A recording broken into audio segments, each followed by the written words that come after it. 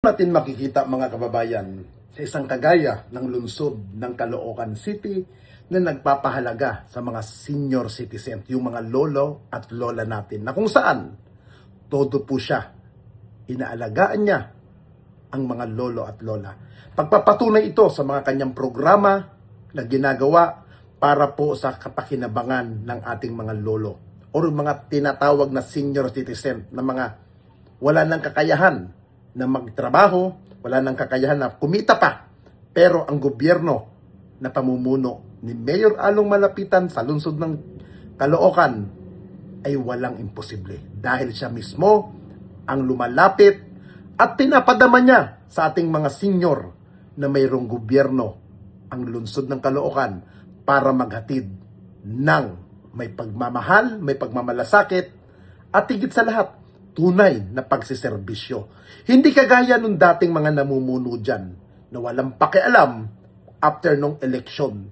Dahil katwiran ni Mayor Along Malapitan, kung wala kayong mga taga-Caloocan, hindi rin siya muling maihahalal bilang ama ng lungsod ng Caloocan. Kaya saludo ako sa pamumuno ni Mayor Along Malapitan sa kanyang mabubuting gawa para sa kanyang mga kababayan.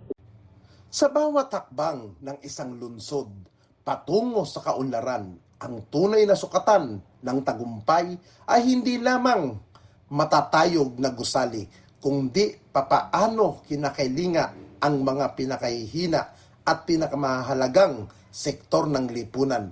Ito ang muling pinatunayan ni Mayor Along Malapitan sa kanyang pangunguna sa panunumpa ng mga bagong opisyalis at kaagapay ng senior citizen sa Barangay 35. Ang okasyong ito ay hindi lamang isang formalidad.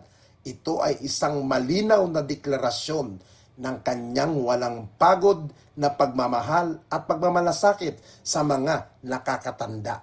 Sa ilalim ng pamumuno ni Mayor Along, ramdam ng bawat lolo at lola sa Caloocan na hindi sila nakakalimutan sa pamamagitan ng samahang ito.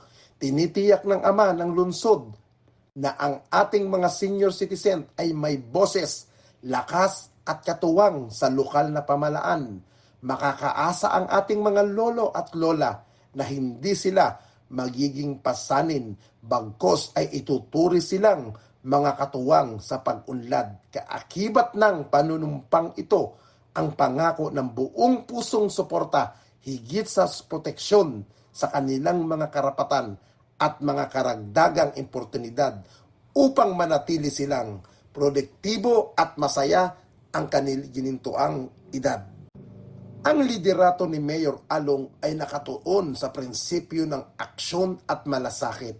Hindi mananatili sa mabulaklak na salita lamang. Ito ay isinasailalim sa mga konkretong programa mula sa libreng gamot, ayuda, pinansyal, hanggang sa mga programang pangkalusugan na inilalapit mismo sa kanilang mga pintuan. Ang mensahe ng alkalde ay malinaw at may paninindigan. Walang maiiwan sa Caloocan sa bawat barangay na kanyang binibisita at sa bawat sektor na kanyang pinakikinggan. Pinapakita ni Mayor Along Malapitan na ang isang tunay na pinuno ay naglilingkod ng may puso.